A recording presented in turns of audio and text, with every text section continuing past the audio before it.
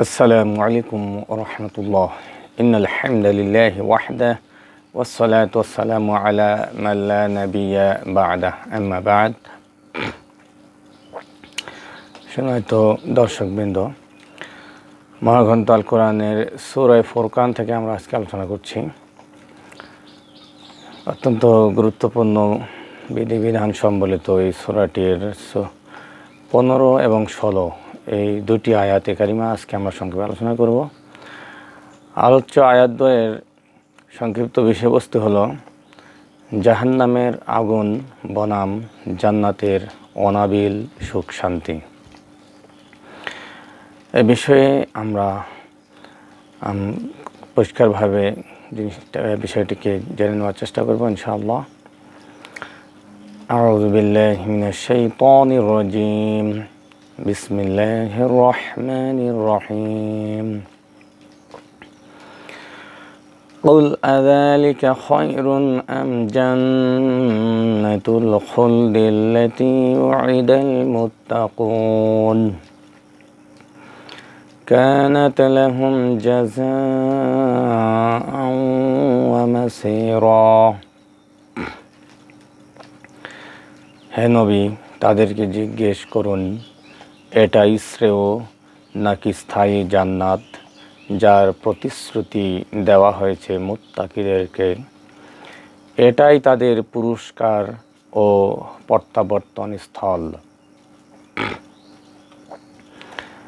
লাহুম ফিহা মা ইয়াশাউনা খালিদিন কানা আলা রাব্বিকা ওয়া'দাম মাসউলা।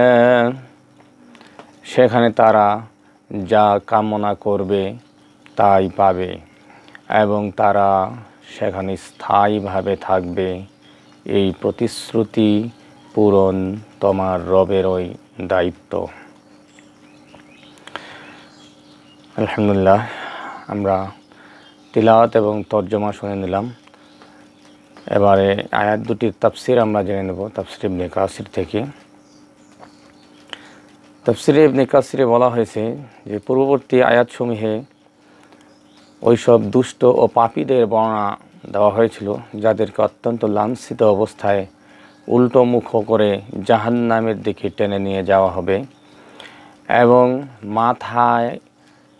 তাদের মাথার ভরে জাহান্নামে তারা প্রবেশ করবে, অর্থাৎ পা উপরের দিকে মাথাকে নিচু করে দিয়ে তাদেরকে হাঁটতে বা চলতে বাধ্য করা হবে এবং ওইভাবে তাদেরকে জাহান্নামে যেতে হবে না। আউযু বিল্লাহি মিন যালিক। ওই সময় তারা শৃঙ্খলিত থাকবে, অর্থাৎ তাদেরকে বেঁধে রাখা হবে শিকল দিয়ে। তারা থাকবে অত্যন্ত সংকীর্ণ স্থানে, যেখান থেকে না তারা ছুটতে পারবে, না নড়তে পারবে, আর না পালাতে পারবে। মহান আল্লাহ বলেন, হে মুহাম্মদ সাল্লাল্লাহু আলাইহি ওয়াসাল্লাম, তুমি কাফির ও মুশরিকদের জিজ্ঞেস করো, এটাই কি শ্রেয়, এটাই কি উত্তম, নাকি স্থায়ী জান্নাত তোমাদের জন্য উত্তম যার প্রতিশ্রুতি মুমিন মুত্তাকিদেরকে দেওয়া হয়েছে? অর্থাৎ দুনিয়ায় যারা পাপ কাজ হতে বেঁচে থেকেছে এবং মহান আল্লাহর ভয় অন্তরে রেখেছে, আজ তারা সেটার বিনিময়ে প্রকৃত বাসস্থান তথা সুমহান জান্নাতে পৌঁছে গেছে। লাহুম ফিহা মা ইয়াশাউন, সেখানে রয়েছে তাদের চাহিদা মতো নেয়ামত রাজি, চিরস্থায়ী ভোগ্যবস্তু এবং এমন অনাবিল আনন্দের জিনিস যা কখনো শেষ হবার নয়। এগুলি চোখে দেখা তো দূরের কথা, কেউ কখনো কল্পনাও করতে পারে না। এগুলি কমে যাবে না, খারাপ হবে না, ভেঙে যাওয়া বা শেষ হয়ে যাওয়ার কোনো আশঙ্কাই সেই জান্নাতে কোনো কিছু থাকবে না। সুবহানাল্লাহ ওয়া বিহামদিহি। তারা সেখান হতে কখনো বহিষ্কৃত হবে না। তারা সেখানে চিরন্তন উত্তম জীবন, সীমাহীন রহমত এবং চিরস্থায়ী সম্পদ লাভ করবে। এই সব হলো মহান রব আল্লাহ সুবহানাহু ওয়া তাআলার ইহসান এবং ইনআম, যা তারা লাভ করেছে এবং যেগুলি তাদের প্রাপ্য ছিল। এই মর্মে মহান আল্লাহ বলছেন, কানা আলা রাব্বিকা ওয়া'দান মাসউলা। এটা হচ্ছে আল্লাহ তাআলার প্রতিশ্রুতি, যা তিনি নিজ দায়িত্বে গ্রহণ করেছেন। এটা পূর্ণ হবেই, এটা পূর্ণ না হওয়া অসম্ভব এবং এতে ভুল হওয়া সম্ভব নয়। অর্থাৎ মুমিন মুত্তাকি যারা হবে তাদের জন্য জান্নাত অবশ্যম্ভাবী এবং সুমহান জান্নাত তারা পাবেই পাবে। এখানে সেই জান্নাত জাহান্নামীদের বর্ণনা ইতিপূর্বে আয়াতগুলিতে দেওয়া হয়েছে।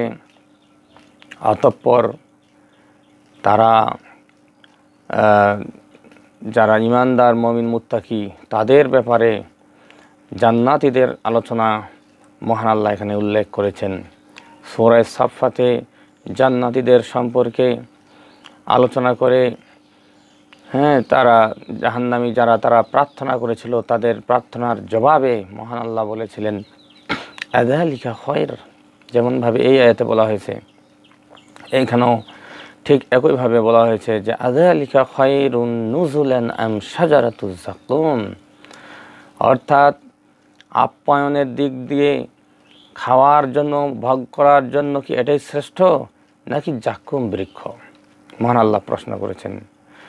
তিনি বলেছেন যে জালিমদের জন্য ওটা আমি সৃষ্টি করেছি পরীক্ষা স্বরূপ। এই জাকুম বৃক্ষ উদ্গত হয় জাহান্নামের তলদেশ হতে, ওটার মোচা যেন শয়তানের মাথা। মহান আল্লাহ বলছেন, কাআন্নাহু রুউসুশ শায়াতিন, ওটা যেন শয়তানের মাথা। ফাইন্নাহুম লাআকিলুনা মিনহা ফামালিউনা মিনহাল বুতুন, ওটা হতে তারা আহার করবে এবং উদর পূর্ণ করবে ওটা দ্বারা, অর্থাৎ ওই জাকুম ফল দ্বারা। সুম্মা ইন্না লাহুম আলাইহা লাশাওবান মিন হামিম, এরপরও সেটা ভক্ষণ করে তারা এমন অবস্থার মধ্যে পড়বে যেন তাদের পেটে সেটা ফুটতে থাকবে, ফুটন্ত পানির মিশ্রণের মতো সেটা কাজ করবে।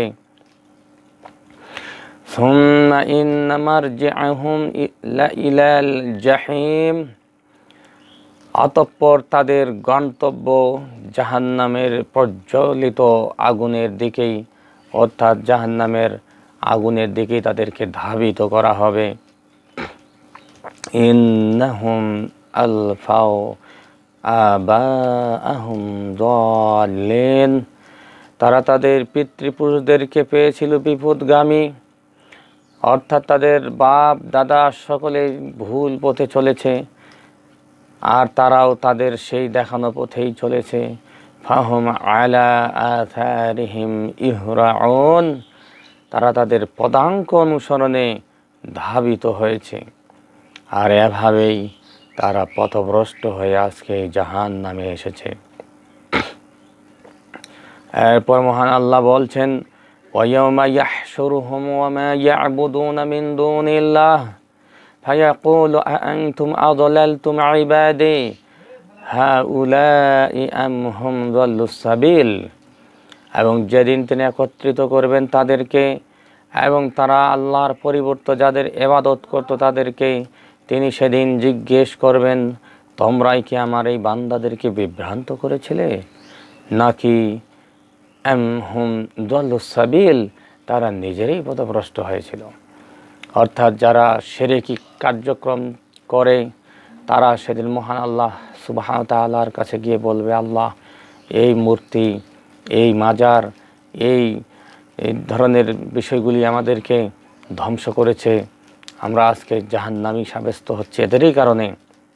অর্থাৎ এদেরই তো সব দোষ, এরাই তো অপরাধী, আমাদের তো কোনো অপরাধ নাই। এভাবে তারা মহান আল্লাহর কাছে নিজেদেরকে নির্দোষ প্রমাণ করতে চাইবে। কিন্তু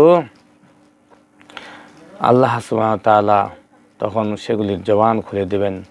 ওরা তখন বলবে যে না, আমরা তাদেরকে আমাদের উপাসনা করতে বলিনি, ওরা নিজেরাই আমাদের উপাসনা করেছে এবং পথভ্রষ্ট হয়েছে।